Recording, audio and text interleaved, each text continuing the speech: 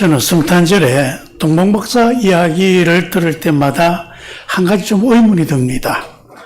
별을 연구하는 사람들이지만 무엇 때문에 그 먼 길을 걸어서 이스라엘까지 그렇게 와서 예수님을 만났을까? 왕이 태어났다는 것을 축하하는 것이 좋기는 하지만 사실 자신의 나라 왕도 아니고 그 당시 세계를 제패했던 로마의 왕도 아니고 또 우리 로마의 식민 중에서도 아주 작은 그 이스라엘이라고 하는 그 나라까지 와서 그리 했을까? 근데 그 이유가 있었습니다. 그 모세가요, 이스라엘 백성들을 이끌고 가나안 땅으로 들어갈 때에 그 길목에 모압이라고 하는 나라가 있었는데 그때 발락이라고 하는 왕이 가만히 보니까 이 큰일 나겠거든요. 그래서 저 이스라엘의 기세를 끊기 위해서 그 당시에 아주 유명한 선지자 발람이라고 하는 사람을 초청합니다. 그리고 이스라엘 백성들을 보여주면서 저주해 주세요. 저 이스라엘을 저주만 해주시면 내가 당신이 달라는 거 다 해주겠습니다. 근데 이 발람이라고 하는 사람이 하라는 저주는 안 하고 축복을 하고 돌아갑니다. 그러면서 뭐라고 이야기하느냐 하면 내가 그를 보아도 이때의 일이 아니며 내가 그를 바라보아도 가까운 일이 아니로다. 한 별이 야곱에서 나오며 한 규가 이스라엘에게서 일어나서 모압을 이쪽에서 저쪽에서 쳐서 무찌르고 또 셋의 자손들을 다 멸할 것이다. 지금은 아니지만 때가 되면 아주 큰 별이 나타날 것인데 그 큰 별이 이스라엘에게서 나올 것이고 그 큰 별은 이스라엘의 세계를 제패하는 위대한 왕이 태어날 것이다. 그렇게 예언을 한 것입니다.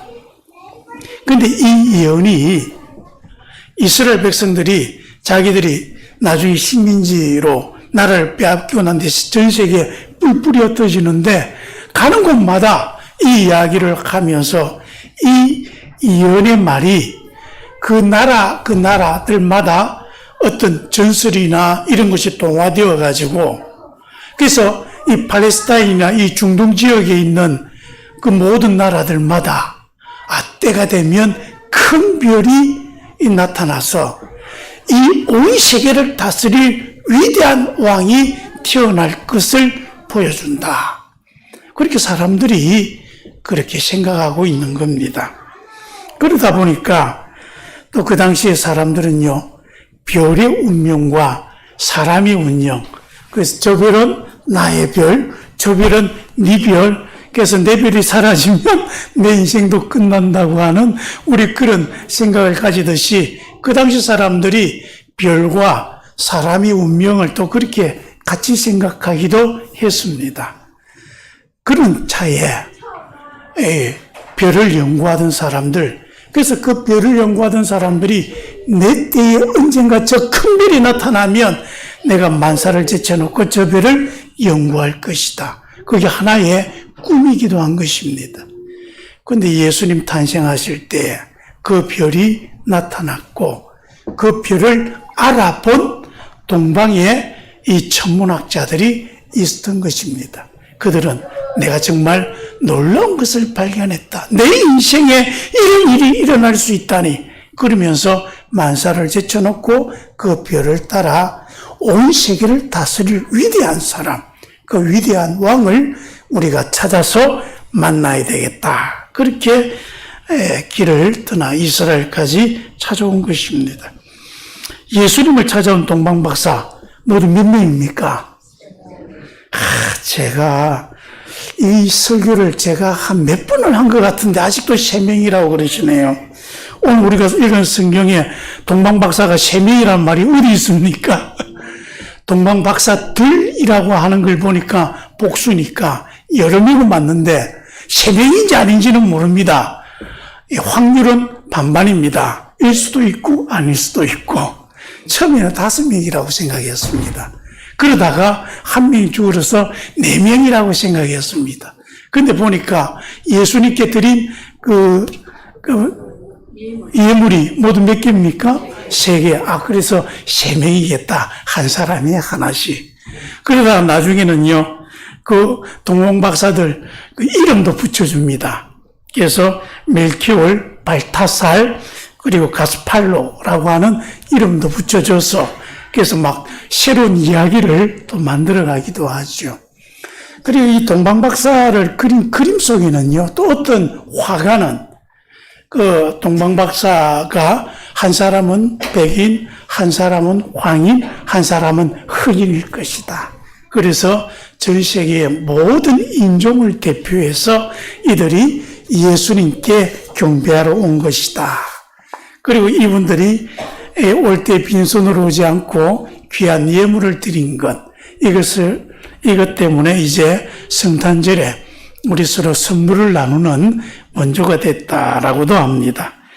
이들의 정치에 대해서 많은 사람들이 연구했는데 대부분 페르시아, 지금 이란입니다. 이란 근처에 천문 관측을 하는 사람들 또는 연금술사였을 것이다 라고 생각합니다. 이들을 두고 마기 또는 마고스라고 또 이름합니다. 여러분, 근데 별을 연구한다는 것은요, 단지 하늘을 보면서 천체를 탐구하는 우주과학 이렇게 생각하기 쉽지만은 그 당시에 별을 연구한다는 것은 굉장한 일입니다. 왜냐하면 이 별을 보고 우리가 방향을 알 수 있습니다.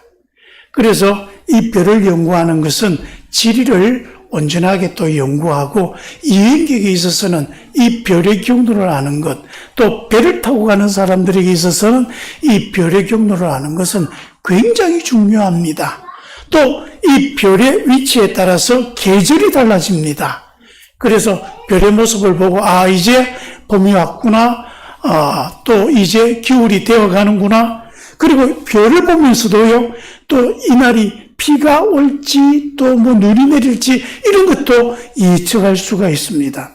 별을 연구하는 이 학문은 굉장히 오랫동안 왔기 때문에 거기에 대한 데이터가 굉장히 많아요. 그래서 이 별을 가지고 나라의 운명을 점치기도 했습니다. 그래서 별을 연구하는 사람들은 나라들마다 그 사람을 제사장이라고 아주 특별한 사람으로 그렇게 여기기도 한 것입니다. 그래서 이 동방박사들, 이 사람들은요, 참 굉장한 그 나라의 중요한 일을 하는 사람들이면서 이를 통해 하나님께서 예수께서 탄생하신 것을 알려주신 것입니다. 여러분, 주님은 어부에게는 고기 잡는 일을 통해서, 농부에게는 씨 뿌리는 비유를 통해서, 장사하는 사람들에게는 상인들이 돈 바꾸는 그런 이야기를 통해서 하나님 나라의 위대한 비밀을 알려주셨습니다. 그리고 하나님께서는 또 천문박사들에게 하늘의 별을 통해서 예수님의 탄생을 알려주신 것입니다. 하나님은 지금도 별을 통해 또 이 천문과학으로 우리로 하여금 더 크고 넓은 세상에 대한 동경과 그런 관심을 갖게 해주시는 거죠. 여러분, 이런 동방박사, 성탄절에 이 동방박사가 늘 그런 데는 중요한 이유가 있습니다. 바로 그들이 세상을 다스리는 만왕의 왕이신 예수를 찾아왔다는 것입니다. 그들은 만왕의 왕이 되신 예수를 경배하기 위해 오셨습니다. 여러분, 예수님은요, 아주 어린 갓난아이로 태어나셨습니다만은 그분은 세상을 다스리는 만왕의 왕으로 이 땅에 오신 것입니다. 예수님이 탄생하실 때 그 당시에 이스라엘의 왕은 헤롯입니다. 이 사람은 로마가 이스라엘을 다스리기 위해 세운 괴뢰 정부의 왕입니다. 그런데 엄청나게 잔인한 사람입니다. 권력을 위해서라면 물불을 가리지 않습니다. 심지어 자기 권력을 도전한다 싶으니까요, 자기 마누라도 죽여버립니다. 자기 큰아들도 죽여버립니다. 그리고 이 땅에 왕이 태어났다는 소식을 동방박사가 전하니까 어떻게 합니까? 베들레헴 지역에 있는 2살 이하의 아이들을 다 죽여버리는 그런 잔인한 일을 스승치 않고 하는 사람이 헤롯입니다. 즉 자기가 세상을 잘 다스려야 나라가 평안한데 그 나라를 평안하기 위해서 어떻게 합니까? 엄청난 잔인한 짓을 스승치 않고 하는 것이죠. 또한 그 당시에 로마의 왕은 시저입니다. 그리고 아우구스토, 그렇게 계속 대를 이어가는데 여러분 혹시 팍스 로마나라는 말 들어보셨습니까? 로마의 평화라는 말입니다. 로마가 세상의 중심이 되고 로마가 세상을 다 지배하고 다스리면 온 세상에 평화가 온다. 그런 생각으로 로마 사람들이 우리가 세상을 다스릴 때 세상은 평화롭고 세상은 번영에 가득 찬다. 그런 식으로 자부심을 갖고 산 것이죠. 그런데 여러분, 이 평화를 이루기 위해서 어떻게 합니까? 세계 정복을 합니다. 엄청나게 강한 군대를 만들어서 이 군대가 온 세상 곳곳에 들어가면 뭘 해요? 전쟁을 일으키죠. 그리고 그 나라를 지배하고 그 나라 백성들이 가진 것을 다 빼앗아서 오고 또 그 나라 백성들은 어떻게 해요? 노예로 잡아와서 자기들이 생활에 그렇게 사용하게 되고 또 거기 남겨진 사람들 아주 엄하게 다스려서 그들이 갖고 있는 것 세금으로 다 거두어가지고 자기 나라를 부강하게 만드는 것입니다. 여러분, 이런 로마의 평화, 강력한 힘과 그런 폭력으로 이루어지는 것입니다. 그리고 이 평화를 누리는 것은 이 소수의 로마 사람들 뿐이었습니다. 그 외에는 어떻게 해요? 로마의 평화라고 하는 민명 아래 자기의 재산 다 빼앗기고 노예가 되고 그리고 그들의 압제에 늘 신음하며 살아가는 그런 세상인 것이죠. 그러니까 여러분, 강력한 폭력으로 위장되어 있는 이 평화, 이 로마와 그 앞잡이가 돼서 잔인한 폭력과 음모 술수, 자신의 권력을 유지하던 헤롯, 그들이 다스린 시대에 예수님께서 평화의 왕으로 오신 것입니다. 폭력으로 평화를 만들고 있던 세상의 왕들에게 이 세상에 진정한 평화를 안겨다 주는 새로운 왕이 등장한 것입니다. 바로 예수님입니다.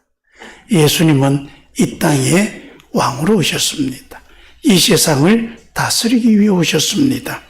예수님이 다스리는 나라, 그걸 보고 뭐라고 그럽니까? 천국이라고 합니다. 다른 말로 하나님의 나라라고 합니다. 그래서 예수님께서 이 땅에서 그 일을 하실 때 회개하라! 그 다음 뭐죠? 천국이 가까이 왔느니라. 가까이 왔다는 것은 바로 내 곁에 있다는 말입니다. 천국을 가져오신 것입니다. 천국을 예수님은 바로 우리가 사는 이 땅으로 가지고 오셔서 이 땅의 모든 사람들이 천국을 살고 또 천국 속에 하나님의 은혜 속에 있게 하는 것입니다. 그래서 예수님은 이 세상을 하나님의 나라가 되게 하고 하나님 나라의 주인으로 이 땅을 통치하기 위해 오신 것입니다. 그런데 여러분, 하나님의 나라가 무엇입니까? 저 지구를 넘어서 우주를 지나서 우리가 갈 수 없는 어떤 것이 거기에 천국이 있습니까? 물론 그 천국도 있을 것입니다. 그런데 그러나 하나님 나라는요, 바로 하나님이 다스리는 나라가 하나님 나라입니다. 그런데 우린 자꾸 뭔가 이 땅에서도 어떤 특정한 민족이나 또 특정한 종교를 갖고 있는 나라가 하나님 나라라고 잘못한 생각하는 경향이 있습니다. 그래서 유럽이나 미국이나 이런 나라는 하나님 나라이고 불교나 공산주의 국가, 이슬람 국가 여기는 다 사탄의 왕국이다. 그렇게 생각하는 경향이 있습니다. 여러분, 그렇지 않습니다. 하나님의 나라는 하나님의 통치가 온전히 이루어지는 것입니다. 내 삶이 하나님이 다스리시면 나도 하나님의 나라가 되는 것입니다. 우리 교회 역시 하나님이 다스리시면 하나님의 나라입니다. 우리나라도 하나님의 뜻대로 하나님이 다스리시면 하나님의 나라가 될 수 있습니다. 중요한 것은 하나님이 다스리시느냐, 하나님이 안 다스리시느냐, 그게 문제인 것입니다. 그래서 여러분, 이 세상에는 지금 이미 하나님이 다스리셔서 하나님의 나라가 온전한 그런 것도 있고, 이제 앞으로 하나님이 다스리셔서 하나님 나라가 되어야 될 그런 세상이 있는 것입니다. 이렇게 하나님 나라를 이루기 위해서 예수님이 이 땅에 오신 것입니다. 그런데 여러분, 예수님이 다스린다, 예수님의 통치는 우리가 생각하는 것과 좀 다릅니다. 우리는 일반적으로 왕, 다스린다 그러면 뭔가 높은 위치에 서서 낮은 자들을 억압하고 또 군림하고, 그래서 내 마음대로 모든 것을 하는 것, 이걸 다스린다라고 생각하지 않습니까? 그래서 다스린다는 말, 정복하고 파괴하고 빼앗는 것, 우리 그런 식으로 생각하는 경향이 없지 않아 있습니다. 그러나 예수님의 통치는 다릅니다. 여러분, 하나님께서요, 이 세상을 만드셨습니다. 만드시고 난 뒤에 어찌하셨습니까? 하나님 만들고 난 뒤에 보니까 너무 좋은 거죠. 왜냐하면 자신의 의도대로 다 되었습니다. 보고 나니까 자기가 만들었는데도 만든 거 보니까 기분이 좋아요. 아, 잘 되었다, 보시기에 좋았더라, 그러면서 기뻐하셨습니다. 그리고 기뻐하시는 것으로 그냥 끝났습니까? 아닙니다. 그리고 그걸 보면서 복을 주십니다. 축복하십니다. 그리고 난 뒤에 또 어떻게 하십니까? 더 번성하고 더 잘 되도록 하나님께서 알뜰살뜰 보살펴 주십니다. 여러분, 하나님의 성품은요, 사랑입니다. 하나님이 곧 사랑입니다. 그래서 하나님의 성품으로 이 세상의 모든 것을 보살피십니다. 인간도 그렇게 보살펴 주십니다. 그래서 하나님이 다스린다는 말은 하나님 마음대로 막 자기 마음대로 부셨다가 또 기분 좋으면 다시 살렸다가 막 그렇게 자기 마음대로 막 횡포 부리듯이 그렇게 하는 것이 아닙니다. 당신이 심혈을 기울여서 만든 것, 이것을 정말 소중하게 여기고, 그래서 이것을 더 소중할 수 있도록 보살피고 더 잘 되도록 지켜주시고 복을 주시고, 그러면서 이 모든 것이 하나님의 은혜로 더 잘 되어져 가는 거예요. 그래서 여러분, 하나님이 다스리는 그 모습을 가만히 보면요, 이게 섬겨주시는 모습이다. 그래서 예수님도 이 땅에 오셔서 내가 섬김을 받으려 하는 것이 아니라 도리어 남을 섬기려 한다, 이것이 하나님의 뜻이다, 그렇게 실천하고 있지 않습니까? 여러분, 좋은 부모들 어떤 사람들입니까? 자식을요, 잘 섬겨주는 부모입니다. 그래서 때가 되면 재워주고 밥 먹여주고 씻겨주고 공부시켜주고 하고 싶은 것이 있으면 응원해주고 어떻게든 할 수 있도록 도와주고, 그리고 또 잘 못해준다 싶으면 마음 아프고 미안하고, 그런 게 부모 아닙니까? 근데 그렇게 막 잘 보살펴 주다가도요, 어떨 땐 좀 심통도 납니다. 내가 종인가? 내가 왜 이러나? 그런 생각이 들기도 합니다. 하지만요, 그렇게 하면서도 아이고 귀한 내 새끼 그러면서 알뜰살뜰 보살펴 주지 않습니까? 여러분, 예수님의 통치가 바로 이런 것입니다. 섬겨주는 것입니다. 살리는 것입니다. 회복하는 것입니다. 주님께서 여러분 이렇게 주님의 그 사랑으로 잘 다스려 주셔야 모든 것이 온전할 수 있는 것입니다. 동방박사들은 세상을 사랑의 진리, 그 섭리로 다스려 주시고 살려주시고 회복해 주시는 만왕의 왕, 우리 온 인류의 왕에게 나아가 경배한 것입니다. 그들은 구유에 누인 아기를 보았습니다. 이 본다는 게 정말 중요합니다. 우리가 무엇을 보느냐에 따라서요, 우리 인생이 달라집니다. 우린 정말 좋은 것을 볼 줄 알아야 되고요. 또 그 좋은 것을 보면서 살아가야 합니다. 우리 인생의 가장 귀한 것이 무엇입니까? 바로 예수 그리스도입니다. 그리스도를 본 사람들은요, 그 인생이 변합니다. 예수님을 본 막달라 마리아가 새 사람으로 변했습니다. 예수님을 본 그 욕심 많은 삭개오가 그 인생이 달라졌습니다. 누구든지 사랑이 많으신 그 예수 그리스도를 보면요, 새 사람이 됩니다. 안타깝게도 많은 사람들이 이 예수님을 잘 보질 못합니다. 교회의 십자가를 보면서 붉은 빛이네.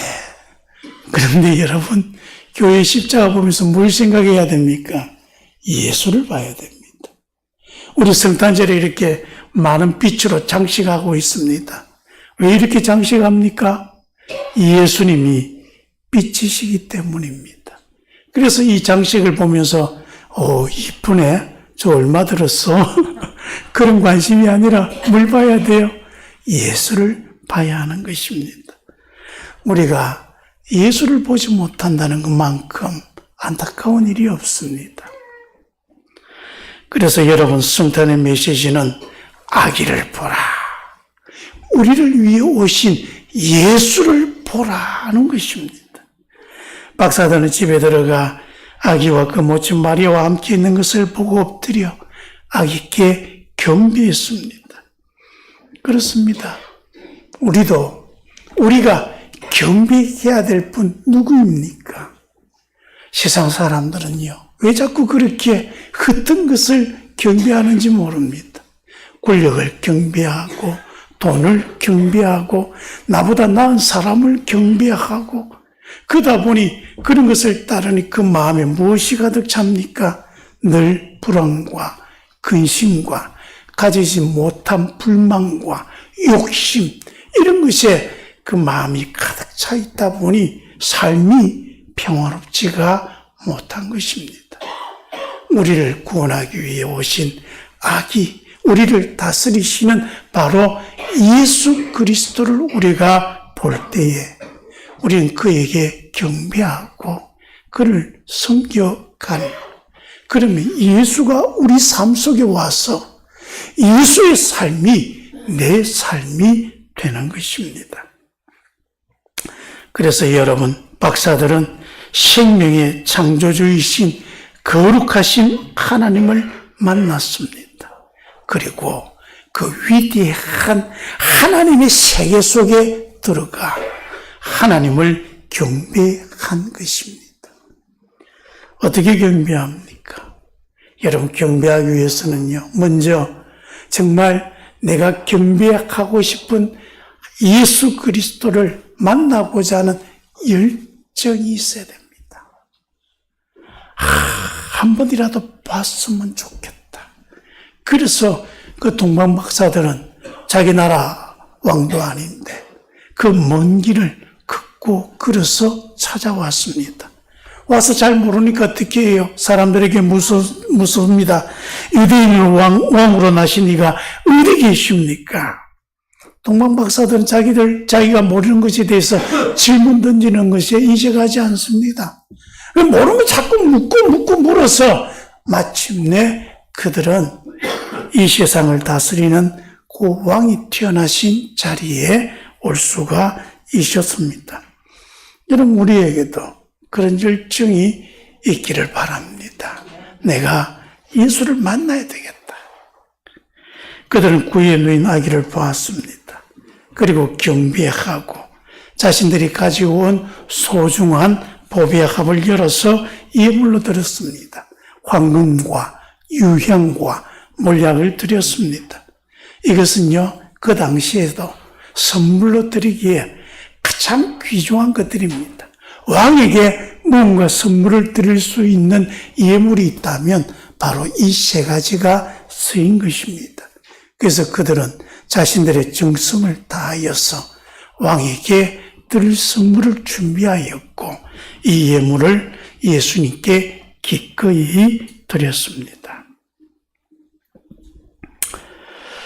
여러분, 동방에서 온 그 박사들 예수님의 별을 보고 왔습니다.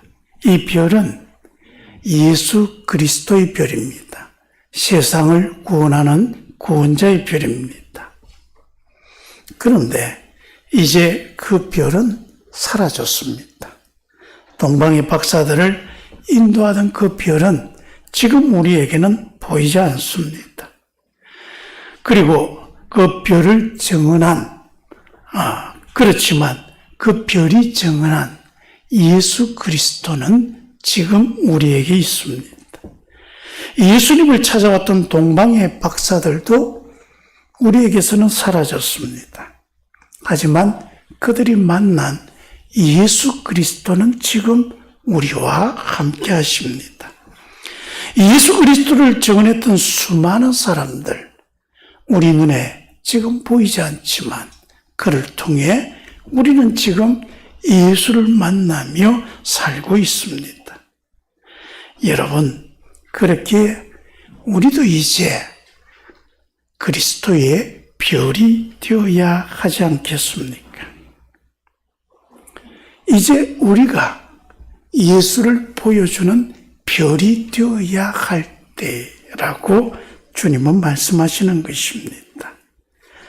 이제 우리가 사람들에게 그리스도를 증거하고 그들을 그리스도께 인도하는 하나의 별이 되기 위해서 그 위대한 발걸음을 옮겨야 할 시간입니다. 예수님이 세상에 계실 때 제자들은 환희에 차서 만나는 사람들에게 이렇게 말했습니다. 내가 메시아를 만났다. 여러분, 우리도 이 성탄 즐거운 날에 온 세상 사람들에게 내가 날 구원할 그리스도, 날 구원하는 메시아 예수를 만났다. 그렇게 담대하게 증거하며 이 땅에 하나님의 나라가 오게 해야 할 것입니다. 기도하겠습니다. 고마우신 아버지, 예수님이 우리를 다스리는 왕으로 오셔서 너무 감사합니다. 예수님이 왕이시기에 이 세상에 참 평화를 우리가 생각할 수 있고 이 평화를 만들어 갈 수 있습니다. 분쟁이 많은 이 세상을 이제 주님께서 온전히 다스려 주셔서 하나님이 주시는 참 평화를 내 인생에서 우리 살아가는 세상에서 누리며 살아가게 해 주옵소서. 예수님의 탄생의 기쁜 소식, 내가 메시아를 만났다. 우리 모두 그렇게 기쁘게 외치며 선포하며 증거할 수 있도록 함께해 주옵소서. 예수님 이름으로 기도합니다. 아멘.